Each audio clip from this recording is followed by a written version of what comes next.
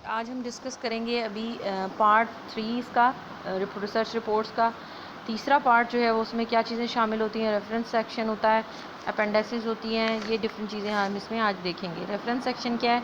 This section includes bibliography, appendix and index. तीन चीज़ें इसमें मोस्टली शामिल होती हैं। बिब्लियोग्राफी क्या होती है, इसका क्या स्टाइल है, कैसे देते हैं, इसको हम डिस्कस करेंगे। बिब्लियोग्राफी रेफरेंसेस क्या हैं? This section list all the sources, आप तमाम तर सोर्सेज लिखते हैं जिनके ज़रिए आपने जो है वो अपनी रिसर्च में डाटा इंक्लूड किया होता है। The sources are written alphabetically, वो आप सोर्सेज जो हैं वो अल्फ़ाबेटिकली लिखते हैं, यानी ABC असेंडिंग ऑर्डर में उसको लिख देते हैं। By authors last name, author के लास्ट नेम के हिसाब से देखते हुए। That were directly use in report writing of the report, जो आपने रिपोर्ट में उनको इस्तेमाल किया होता है। Every source cited in the research report must be included in the references. जहाँ से भी आपने डाटा लिया है, जो भी सोर्स यूज़ किया उसको ज़रूर जो है वो रेफरेंसेस में ऐड करते हैं। And every entry listed in the references must appear in the paper, और जो भी एंट्री आप अपने रेफरेंसेस में डालें वो पेपर में भी इस्तेमाल हुई होनी चाहिए। ये ना हो कि आपने लिस्ट तो बना दी है लेकिन उसके रेफरेंसेस आपने ऐड नहीं किए हुए। If APA manual is followed, अगर आपने APA मैनुअल को फॉलो किया है, जो मैं आपको पीछे लेक्चर में पढ़ा चुकी हूँ, American psychological association of printing, इसके पब्लिशिंग, इसके जो मैनुअल है उसको फॉलो किया है, तो secondary sources are not included in the references. तो सेकेंडरी जो सोर्सेज होते हैं उनको जो है वो रेफरेंसेस में ऐड नहीं किया जाता। यानी आपने जो भी बुक को ऐड किया है उसके आप रेफरेंस दे देते हैं, और ऐसे ही मुख्तलिफ साइट्स के, आर्टिकल्स के, जर्नल्स के आप उनको शामिल कर देते हैं। अच्छा जी, अब उसको लिखने का क्या तरीका स्टाइल है ये हम आगे पढ़ेंगे। अब हम अपेंडिक्स को देख लेते हैं। अपेंडिक्स क्या होती है? The section include information and data related to the study which either or not important enough or are too lengthy.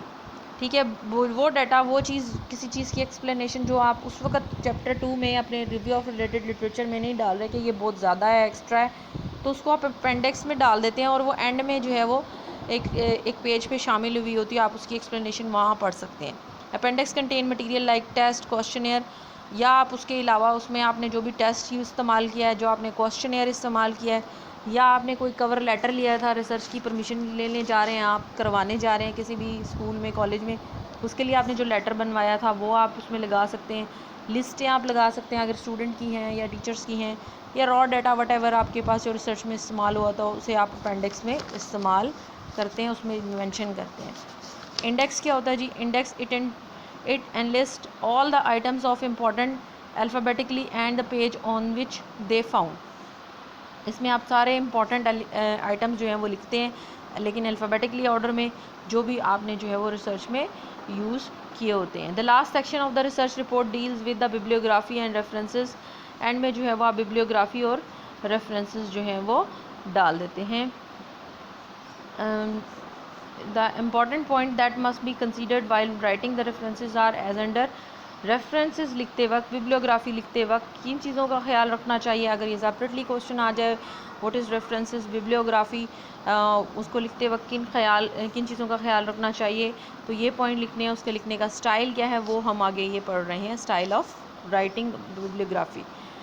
List the sources alphabetically, पहला पॉइंट है list the sources alphabetically by authors last name. आप जो है वो ये page 216 पे है, आप जो जितने भी आपने ऑथर के लास्ट नेम के साथ आपने रेफरेंसेस इकट्ठे किए हैं उनको आपने अल्फ़ाबेटिकली लिख देना है।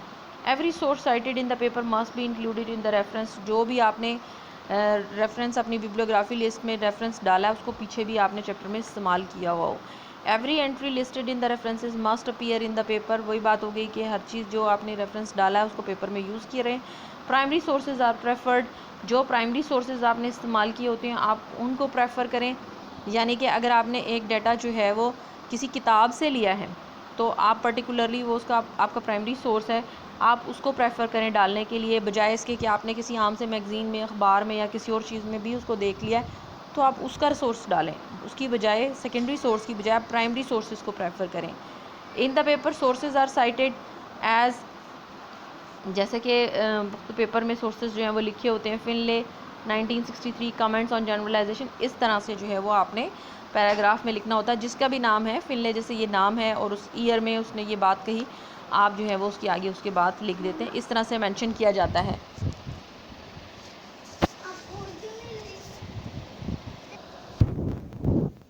The publication manual of American psychological association 1983 has specific guidelines for writing references लिखने के लिए APA स्टाइल के मुख्तलिफ मैनुअल मौजूद है, उनके अंदर स्टाइल्स लिखे हुए थे, आपने उनको फॉलो करना होगा।